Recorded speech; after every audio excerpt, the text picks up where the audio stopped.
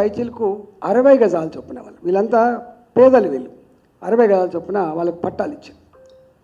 వీళ్ళకి అర్థం కావాల్సింది ఏంటంటే తెలంగాణ రాష్ట్రంలో, తెలంగాణ ప్రాంతంలో లేదా ఆంధ్ర ప్రాంతం, ఆనాటి ఆంధ్రప్రదేశ్ రాష్ట్రంలో శ్రీకాకుళం, విజయనగరం లేదా మెదకు, కరీంనగరు వాళ్ళు పుట్టిన ఊర్లలో ఉపాధి లేకపోతే అమ్మా నాన్నను కనిపెంచిన అమ్మా నాన్నలు వదిలిపెట్టి కన్న బిడ్డల్ని వేసుకొని కట్టుబట్టలతో హైదరాబాద్కి వస్తే వాళ్ళకు ఎక్కడో ఇసిరేసినట్టుగా పొదలల్లో, గుట్టలల్లో, మూసినది పక్క పొంటి లేదా చెరువుల పక్క పొంటి 50 గజాలలో 60 గజాలలో వాళ్ళు ప్లాస్టిక్ షీట్ల కింద జీవనం కొనసాగించారు.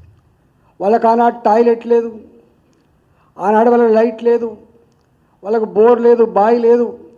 పిల్లల్ని వేసుకొని వచ్చి ఉంటే తేళ్ళు కుట్టిన సందర్భాలు, పాము కుట్టి చచ్చిపోయిన సందర్భాలు అనేకం ఉన్నాయి. పిల్లలు ఉపాధి కోసం వస్తే మొన్న జవాన్ నగర్ పోతే ఏడుస్తున్నారు. ఉపాధి కోసం వస్తే ఉన్న ఒక కొడుకును కుక్కలు చింపేసిన బిడ్డ, ఉపాధి కోసం వస్తే నా కొడుకును పోగొట్టుకున్నా అని చెప్పి ఆమె విలపిస్తున్న తీరు ఇలా మమ్మల్ని అందరూ కన్నీళ్ళు పెట్టించింది. అట్లా ఆనాడు 40 ఏళ్ళ క్రితం, 50 ఏళ్ళ క్రితం వేలాది మంది తెలంగాణ మట్టి బిడ్డలు, పేదవాళ్ళు ఈ హైదరాబాద్కి వస్తే వాళ్ళు ఆ ప్రభుత్వ స్థలాల్లో, ఎక్కడో ప్రభుత్వ స్థలాలలో కావచ్చు, చెరువుల పక్క పండి కావచ్చు, వాళ్ళు గుడిసెలు వేసుకొని జీవిస్తున్నప్పుడు ఒక తరానికి తరమే లైట్లు లేకపోయినా, టాయిలెట్ లేకపోయినా, మంచినీళ్ళు లేకపోయినా, రక్షణ లేకపోయినా, పిల్లలు పాము కాటుతో చచ్చిపోయినా కూడా బతుకు కాబట్టి ఒక తరానికి తరం త్యాగం చేస్తే రేకుల షెడ్ వేసుకునే వాళ్ళు కొంతమంది, చిన్న ఫస్ట్ ఫ్లోర్, సెకండ్ ఫ్లోర్ వేసుకునే వాళ్ళు కొంతమంది ఇలా ఇల్లు కట్టుకొని వాళ్ళకు కరెంటు బిల్లు ఉంటుంది, వాళ్ళకి నల్లా బిల్లు ఉంటుంది, వాళ్ళకు మున్సిపల్ ట్యాక్స్ ఉంటుంది వాళ్ళకి.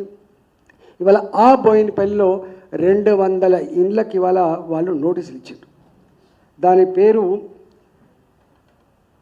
ఇంతకుముందు చెప్పినట్టుగా అస్మత్పేట చెరువు. అదేవిధంగా పిర్జాది కూడా నల్ల చెరువు కావచ్చు, పెద్ద చెరువు కావచ్చు, సేమ్ అక్కడ కూడా 160 మందికి నోటీసులు ఇచ్చిండ్రు. అల్లాపూర్ డివిజన్లో కూకట్పల్లి, రాజీవ్ గాంధీ నగర్, సర్దార్ నగర్, గాయత్రి నగర్, దీంట్లో 310 మందికి ఇచ్చిండ్రు. 310 మందికి నోటీసులు ఇచ్చిండ్రు. అంటే ఇట్లా తీసుకొని పోతే ఇవన్నీ ఇది నోటీసుల పరంపర. ఒక చెరువు కింద, ఇంకొక చెరువు కింద ఉన్నటువంటి నోటీసుల పరంపర. ఇట్లా అన్ని చెర్లల్లో వాళ్ళు బుకాయించడానికి వెళ్ళేది. ఇవన్నీ కూడా లిస్టు మీకు పూర్తి స్థాయిలో ఎవరికి నోటీస్ వచ్చింది.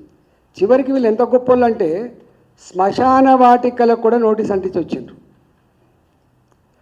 దేవాలయాలకు కూడా నోటీస్ అంటించి వచ్చిండ్రు, కమ్యూనిటీ హాల్లకు కూడా నోటీసులు అంటించి వచ్చిండ్రు. అంటే ఎంత గొప్ప తెలియకలోళ్ళు, ఎంత సమాజ ఉద్ధారకుడు ఈ రేవంత్ రెడ్డి. ఇవాళ అర్థం కావాలి, రేవంత్ రెడ్డి గారికి అర్థం కాని ఒకటి ఉన్నది. రేవంత్ రెడ్డి గారికి చరిత్ర మొదలు చూసుకున్నట్టున్నది.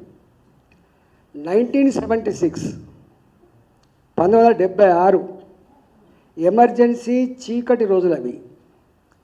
ప్రెస్ లేదు ఆనాడు, వార్తలు లేవు, మాట్లాడే నాదులు లేడు, ప్రశ్నించే జైలపాలైన రోజులలో ఓల్డ్ ఢిల్లీలో టర్క్మన్ గేట్ 100,000 పేదల గుడిసెల్ని 10 బుల్డోజర్లతో అవి నెట్టేస్తున్నప్పుడు వాళ్ళు చేసిన ఆర్తనాదాలు